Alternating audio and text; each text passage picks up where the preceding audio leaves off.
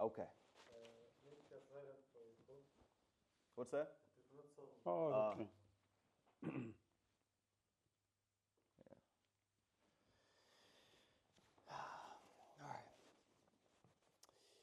Welcome back to Legitimate Targets, everybody. I hope you're all having a great day. I couldn't be more pleased than I am right now to welcome our exceptional guest to the show, Dr. Basem Naim, one of the members of Hamas's political bureau. We are here in Qatar, and I am very excited for this conversation. Please, you're welcome. Thank you. It's an honor.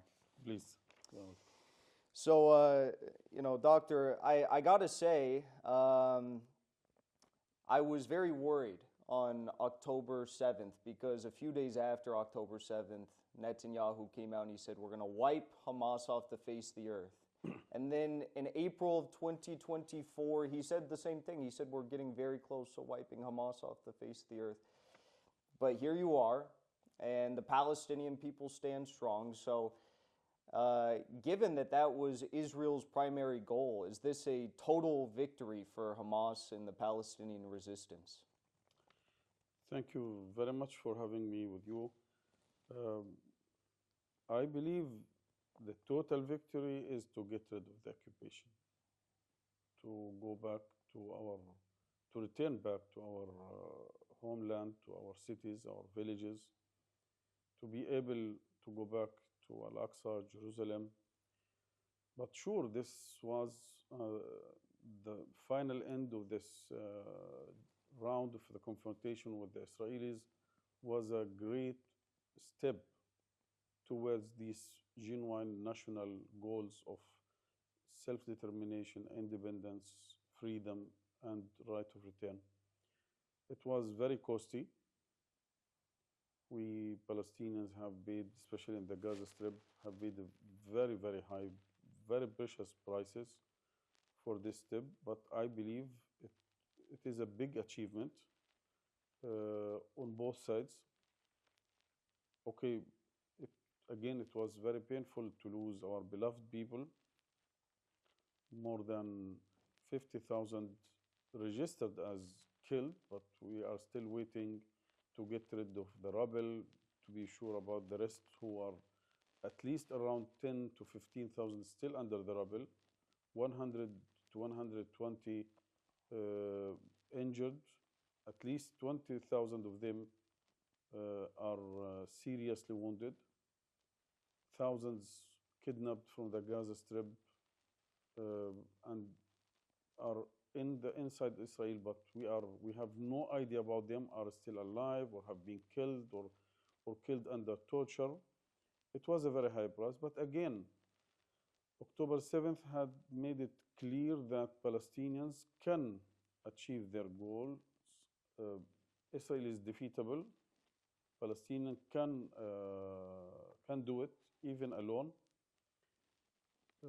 Maybe for some reasons we can say that these very high prices are partially also because, not only because of the brutality of the Israelis, which is the case, and they have talked about this in many occasions, but it is also because of the complicity of a lot of countries, in particular in the West, and on the top of this is the United States. Today, I am reading about ships of ammunition reached Ashdod, which is carrying 1,000 and 2,000 ton bombs, preparing maybe for the next round to be dropped on the top of Palestinians above their rubble. Therefore, I believe if the international community, if the Western countries were committed to their obligations according to international law, I am sure we have saved a lot of lives, we have saved a lot of blood, a lot of tears. And Palestinians, at the end, they are not asking more than their genuine rights, their rights according to international law to have their own state, independent, self-sovereign state, to live in dignity and freedom.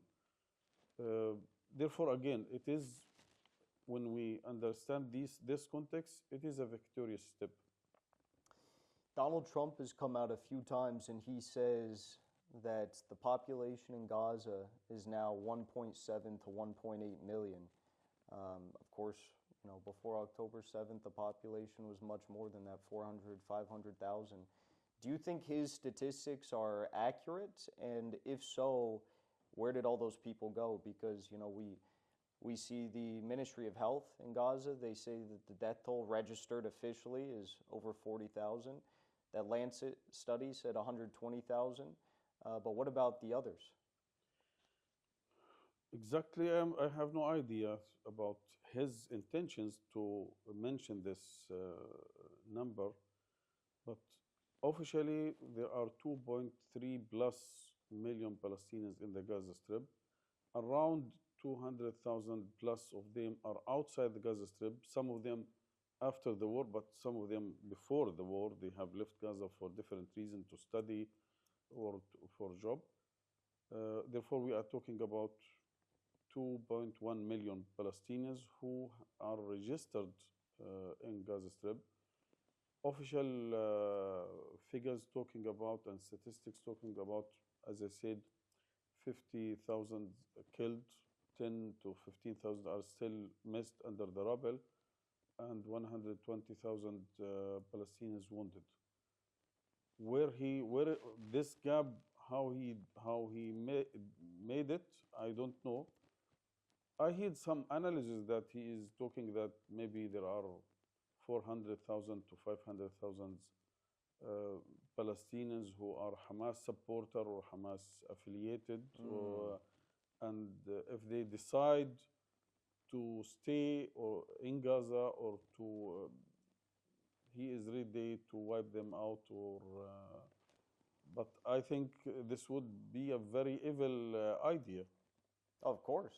I mean, just your opinion on this. Trump says that he's going to forcibly displace, or he wants to do that, the 2 million people roughly in Gaza. And for the past 15 months, all of these Zionists in the Western media and the political class were saying that every single Palestinian is a terrorist and a terrorist supporter. And now they're saying that Europe should take the Palestinians or the Gulf states should take the Palestinians. I mean, what is your response to this hypocrisy? Unfortunately, you have described it very well. It is the hypocrisy. We have seen it in a lot of cases. In Afghanistan, in Syria, and other countries, how the Western politicians dealing in a very hypocritic way. First of all, this confrontation, it is not between Hamas and Israel, because this has been said all the time, especially in the Western mainstream media. It is between Palestinians and Israel. Maybe this time it is led by Hamas, but 20 to 30 years ago it was led by Fatah, 50 years ago it was led by PFLP and other. I mean, for more than 100 years, Palestinians are leading this struggle to get rid of the occupation for their dignity and freedom and independence. Second, Palestinians are not attacking anyone outside Palestine. Even we have no problems with Jews or Judaism. It is clear we are fighting for political goals. We are fighting against the occupation. We are fighting against the tanks or airplanes who are attacking our people. Therefore, we are not initiating any aggression against anyone. If we can achieve our goals politically and peacefully, yes, this is most welcomed from our side. And by the way, we have tried this in 1993 in Oslo, and we have signed an agreement, and we have given the international community and the Israelis 30 years until 2023, 30 years to implement this deal, the Oslo Agreement, so that Palestinians at the end have their own independent self-sovereign state. But it has totally collapsed and failed. And what we have seen, what we are seeing now, more annexation of the land, more settlements, more killing of Palestinians, more suffocating siege around Gaza.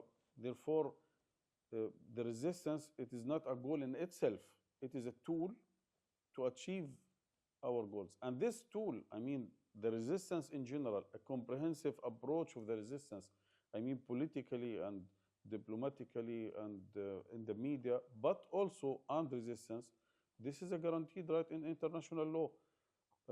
It is clear written in the international law that people under occupation have the right to resist this occupation by all means, including armed resistance. How can I describe in Second World War, Europe and the West in general, including the United States, under the pretext to fight Nazis and fascist countries, they have used all kind of ammunition and arms to fight back, so that they have lost more than 30 to 40 million from both sides, and a lot of cities inside Europe were totally destroyed. They have always considered the resistance of General de Gaulle as a legitimate resistance, and General de Gaulle as a hero of France, and the government of Vichy was a collaborating government with the Nazi group. Again, it is about the hypocrisy of the West, and therefore, again, what we are calling for is a just demand. Our people have all the right to have their own state, self-sovereign state, independent. They have the right to return back to their homeland. And also they have all the right to fight back, to resist an aggressive, brutal, racist occupation. Therefore, we have said it many times in the media. October 7th was a response, was a fight back. It was not an initiative from our side. We were for more than 17 years totally suffocated by the siege on Gaza. 57 years after 1967, occupied from the Israeli troops, and 67 years after the Nakba, totally oppressed and kicked out forcefully from our homeland. And the strategy was proven successful. I mean, yesterday alone, Gaza freed 3 Israelis, and there was, I believe, over 360 Palestinians that were being tortured and killed and almost killed in Israeli prisons that were freed back into Gaza. So, I mean, the strategy has been vindicated, right? It shows that your method was not to terrorize the people. It was about, one step closer to liberation and actually freeing the Palestinians that are being tortured, right?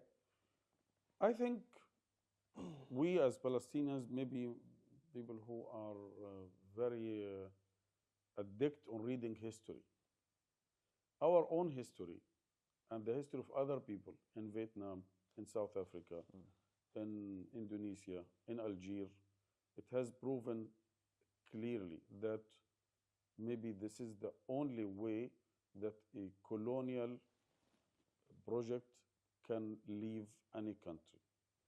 And I believe that one of the famous philosophers who was an Algerian officer, a patriot, who said, this is the nature of colonial projects.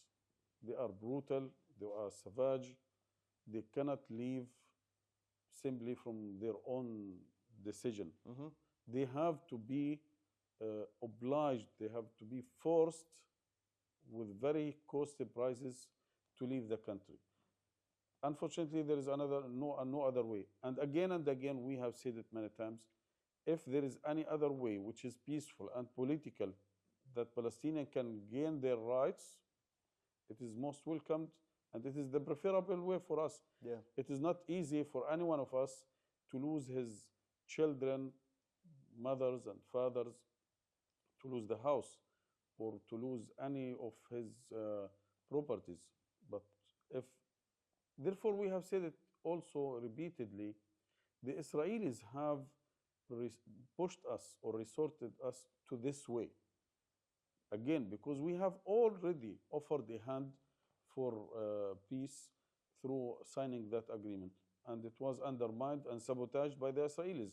If you read the book of Netanyahu, which was written in 1996, he said it clearly. There is no chance for any idea like two-state solution. And he has repeated this for 30 years.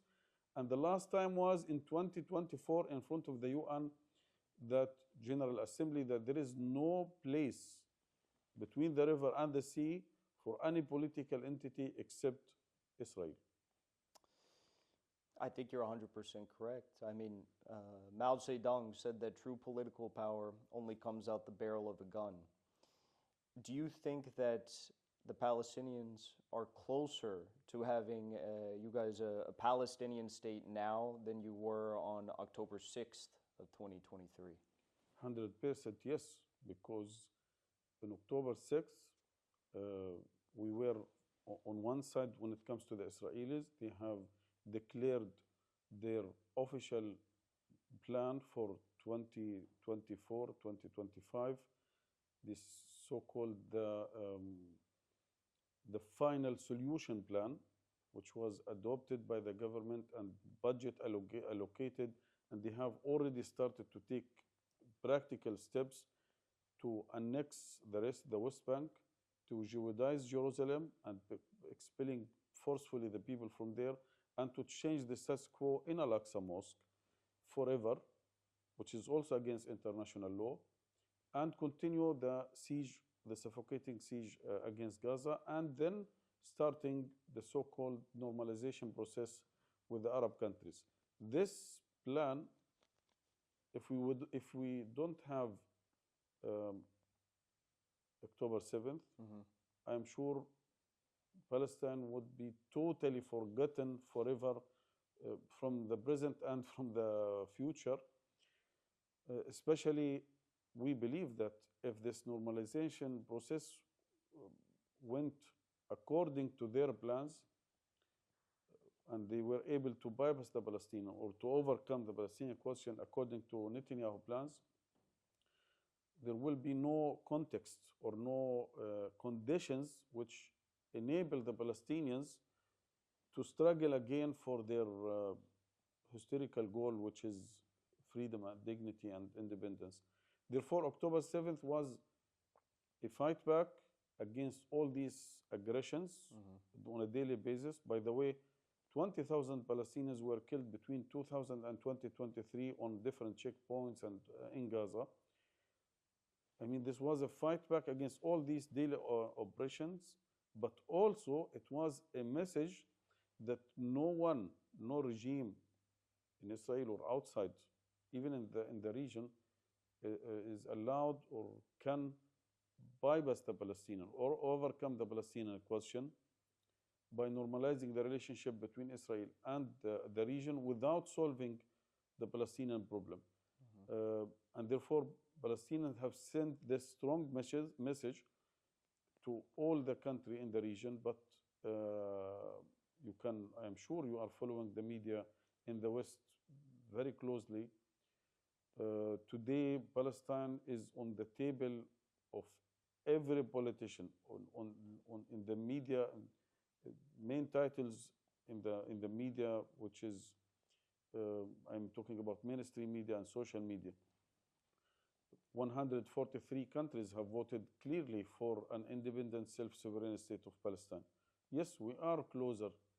Israel is much weaker today than on October 6th.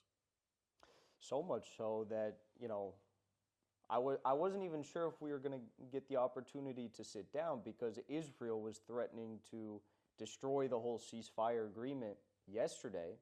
They said that they were going to renew the genocidal bombing campaign, and this was because they were violating the ceasefire, and Hamas and the Palestinian people called them out and said, you can't keep doing this.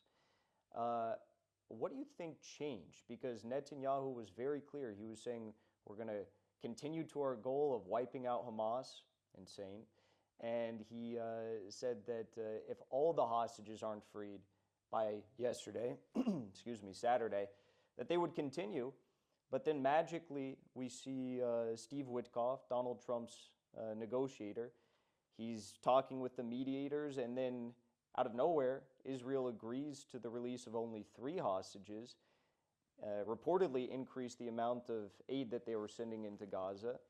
And you guys won again. And Ben Gvir's freaking out. So what changed there? First of all, I think they have tried along 15 months to achieve their goals, to wipe out Hamas or to destroy Hamas, to forceful displacement of all Palestinians outside of the Gaza Strip, and to retrieve the captured Israelis forcefully. And they have failed. Totally. And they know if they try it again, they will fail. And maybe today, the chance to succeed is much weaker than few months ago.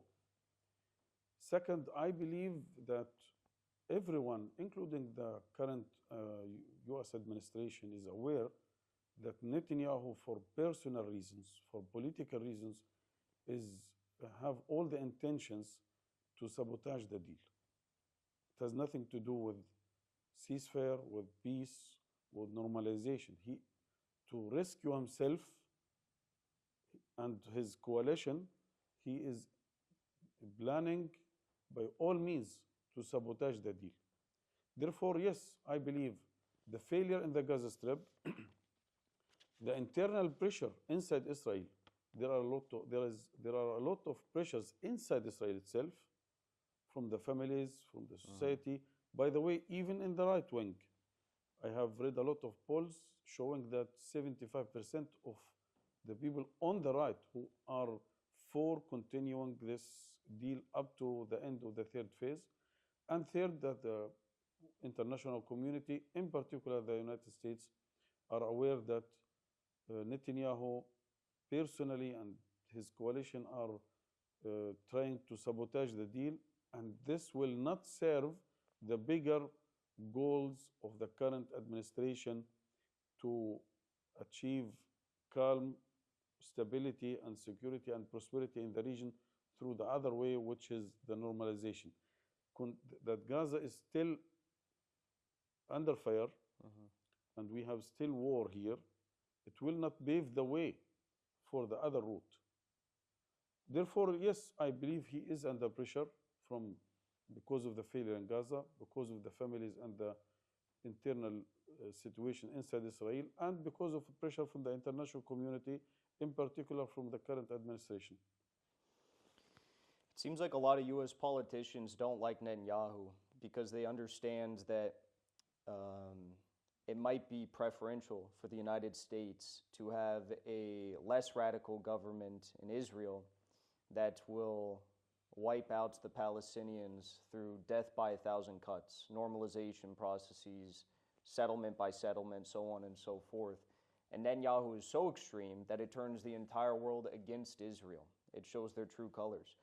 What do you think is more dangerous for the Palestinians, the more liberal reformed approach in Israel of death by 1,000 cuts, or the approach that Netanyahu has taken over the past 15 months? To be honest, both are very dangerous, because what you are giving me as choices, our choice is only to choose how to die or how to be killed in pieces or in one shot by an US-made bomb. I'll say that it gives you also the opportunity to reflect on how you would respond to both scenarios, how the Palestinians would respond, which maybe one way is preferential. Again, I believe both tracks are very dangerous, as long as no one of them is leading to our goals, which is an independent, self-sovereign state and the right of return. To do it like the past or the last US administration, to show very nicely about two-state solution, about democratic solution, about peaceful solution, and normalization, and with the other hand, to send more weapons and more money and to use veto in the Security Council. This is one way. Mhm. And the other way is to support them fully. I mean, these radical guys in Israel to wipe out Palestinians, to forceful displacement of Palestinians in one shot. I think for us, both are very serious, very dangerous, as long as no one of these choices is leading to achieve our goals.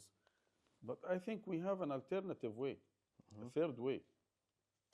Why not, based on international law, to give the Palestinians their rights of to get rid of the occupation, to achieve their national goals of independent, self-sovereign state? Uh, I think a lot of people across the world are asking that same question, really, about their countries as well. There's no respect whatsoever for international law, for the rules-based international order, or whatever they want to call it in the West. And Yes, it could be, you could be right, but the question is either we have law or the law of jungle. If you encourage the Israelis to continue, it means you are encouraging the law of jungle.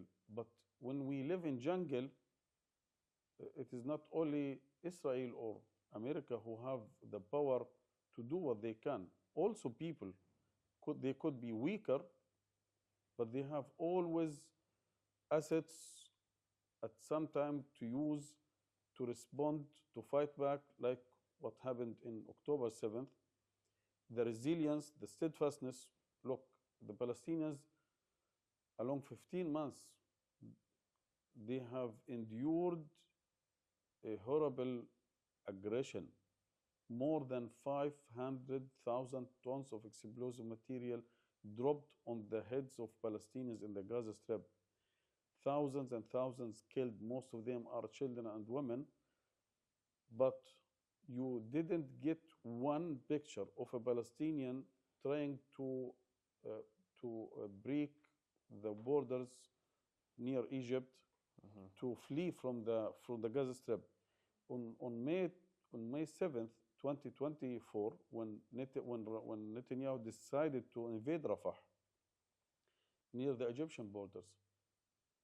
In Rafah at that time there were 1.2 plus million Gaza Palestinians in the city. And when the incursion started and when the aggression started, all these people moved to the north. No one single Palestinian moved to the south, I mean towards Egypt. Therefore, this has shown clearly that Palestinians, despite they knew that they are moving toward killing, death, hunger, starvation, no electricity, but despite of this, they show their commitment to their cause, to their land. Therefore, yes, you might have more military capabilities, but this is not the only or the sole source of power. People have sometimes, by their steadfastness, by their resilience, by their readiness to sacrifice. We said in Arabic, a bare hand sometimes can break a gun. I like that. But also, the military expertise of Hamas and the Palestinian resistance factions has been incredible. I think many people across the world are shocked by the courage and the honor that they have exhibited over the past 15 months. And I guess what are the secrets to the success of this revolutionary force that is able to defeat one of the most powerful militaries on the face of the earth on paper? And also, one more additional question to that. Israel claims that about 1,071 IDF troops died in Gaza. Do you think that number is accurate? I read the latest press releases from the IDF. They are talking about 5,945 Israeli soldiers killed and 15,000 wounded and out of service. Wow. And we believe that the numbers are bigger because they are talking about the official registered soldiers. Mm-hmm. You know that they have other groups, other fighters. They came from all over the world, what we call it mercenary. Mm-hmm. They are not registered. The so-called soul soldier is not registered. Mm-hmm. Therefore, we believe that the number are much, much bigger. They are talking about 10,000 Israeli soldiers are visiting in a monthly basis, the calling or asking for psychological support. At the end, I heard from a Jewish supporter of Palestine who said genocide is equal to suicide. When you are killing children and women, you are not. It is not easy to return back to your city, to your family, to your children as a normal person. I mean, I'm sure this will chant you every day, 7 days a week, 24 hours. What enabled this group of fighters with very simple light weapons, it is very simple, by the way, to achieve this uh, victory. I think, first of all, their commitment, strong commitment to their faith, to their cause. Second, this military group built on 20 years of experience in encountering or confrontation with the Israelis. Mm-hmm. And therefore, they have developed a lot of strategies and tactics how to how to face the Israelis.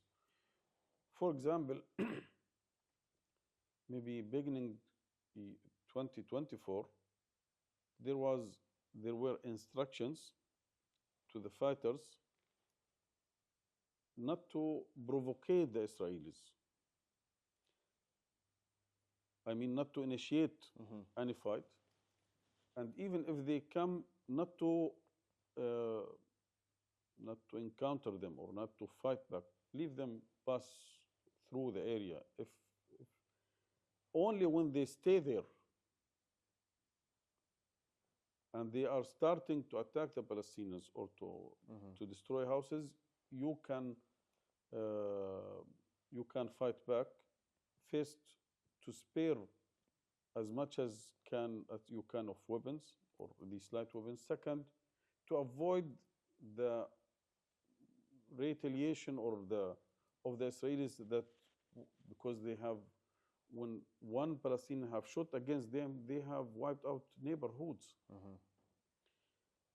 I mean, these tactics and these strategies have been developed over years. The very, very strong steadfastness of the people on the ground. It has, I think, this was a very crucial factor in supporting the resistance. Um, you are talking about maybe the first war in history where you are leading a fight on two levels, two floors, Mm-hmm. above the ground and under the ground. And I think this helped a lot to save lives, to save ammunition. Um, Also, the brutality of the Israelis, this, this brutal aggression against the Palestinians, this radical approach, the media coverage, which they have tried all the time to, to prevent it by killing more than 400, 500 journalists and preventing any international journalist to come into Gaza.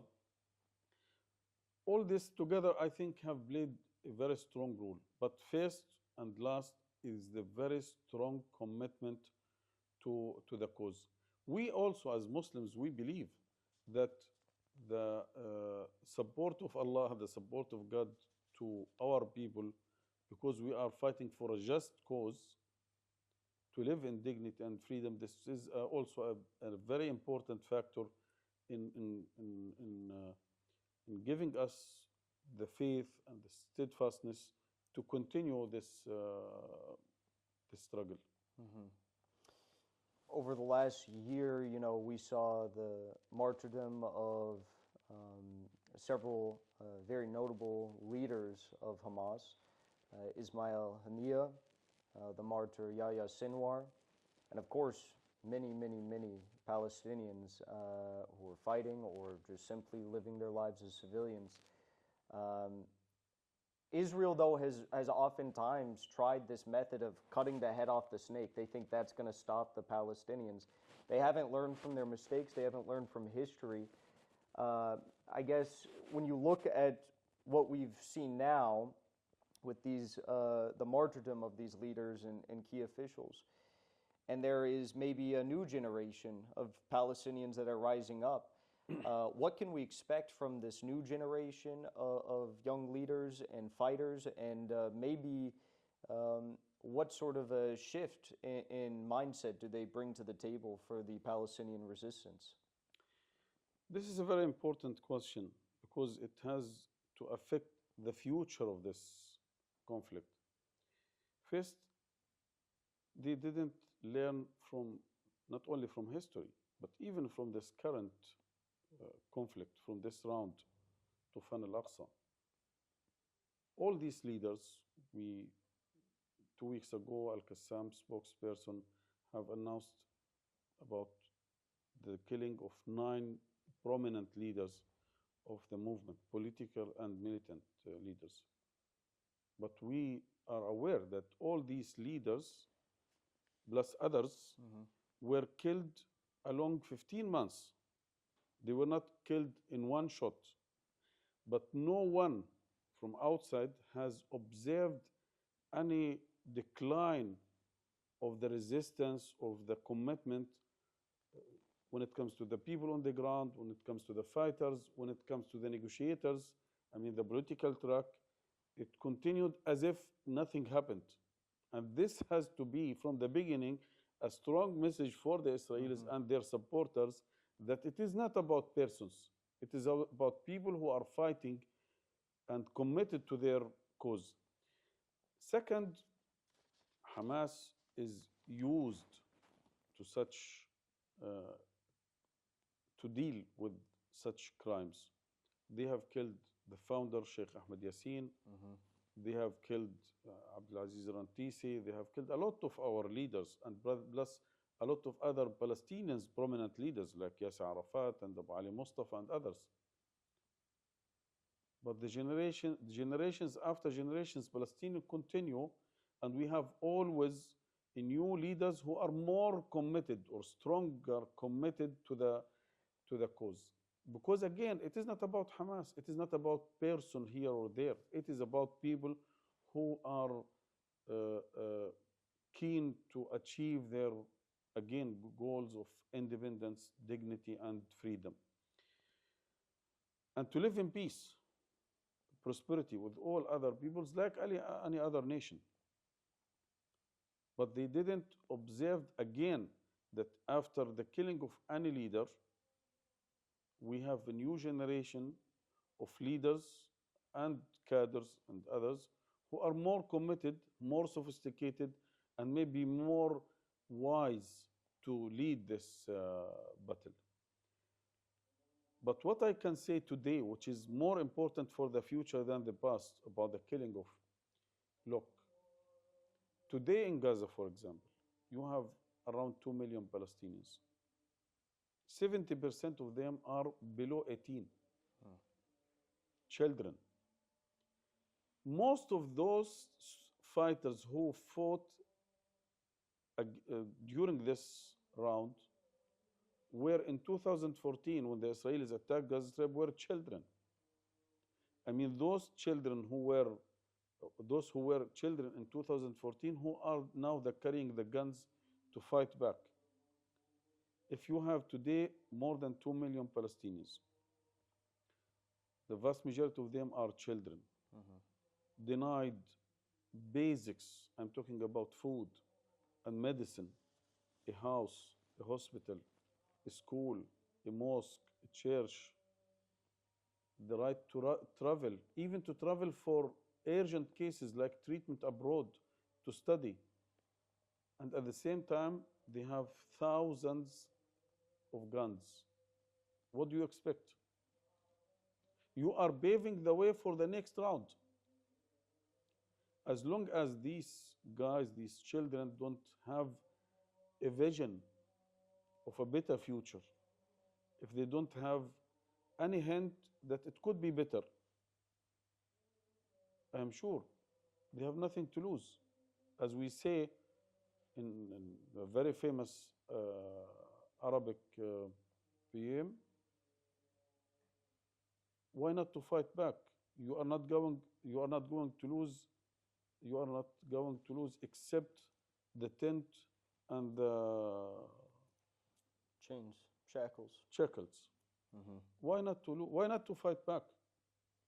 Therefore, these they are creating, instead of 20, 30,000 Al-Qassam Brigade fighters, they are already creating hundreds of thousands of potentially fighters. Palestinians will not and are not ready to give up their struggle for freedom and dignity. And they are already fighting now for more than 100 years. Therefore, again, it is not about Ismail Haniya, who is a hero, Yahya Sinwar, who is an icon, becoming icon, not only for Palestinians, for Arabs, for Muslims, for a lot of people around the world. And here maybe also we have to add one point. If you study the Israeli politics in the last 2 decades, you can observe a clear shift from the left to the right, radical right, religious right.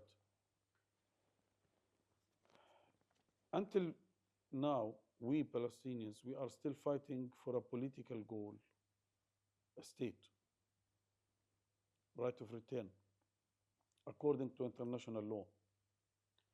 But the Israelis, for the last 2 decades, they are shifting this conflict from a political conflict into a religious conflict.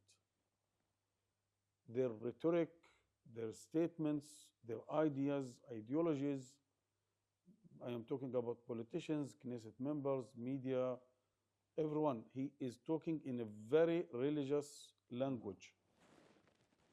What does it mean?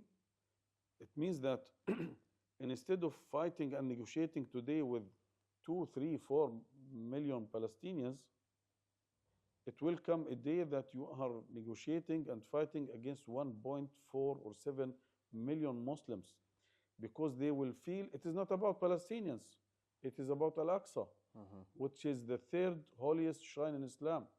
It is about the holy Jerusalem, Al-Quds. I mean, if we leave these radical religious groups to shift this conflict from a political conflict about statehood and right of return and international law, international humanitarian law, into a religious conflict, I am sure you are destabilizing not only Palestine, you are destabilizing the whole region and maybe the whole world. Well, I hope that if that does happen, that those across the world who are being attacked will have the courage that the Palestinians have exhibited, not just for the past 15 months, but for many, many, many years. And I think that is a perfect note to leave off on. So, Dr. Basem Naim, thank you so much. Please. And I just got to say that as an American, I am, of course, appalled by what my government is doing. And the Palestinians and you have my full support and the support of many Americans. Thank you very the much. tide is shifting, and we just love you guys. By the way, we have observed this all the 15 months along, how many thousands and thousands of Americans from all faiths, not only Muslims, not only Christians, but also in the forefront Jews who fought and struggled to stop this aggression, and also supporting the rights of Palestinians, and really we are appreciating this very, very highly. And we believe, again, and I have to emphasize this, that it is not about Jews or Judaism. It is about political rights to live in freedom and dignity. And when we have seen all these thousands of people in the streets, in universities, rail stations, inside the Capitol Hall, everywhere, we have believed that this brought us nearer to the goals, our national goals, because we know that at the end, America is the decisive power in this context, and this huge mass of people who are raising their voices and paying prices for this to support our goal, it is a good sign that we are on the right track. Thank you so much. Please, thank you.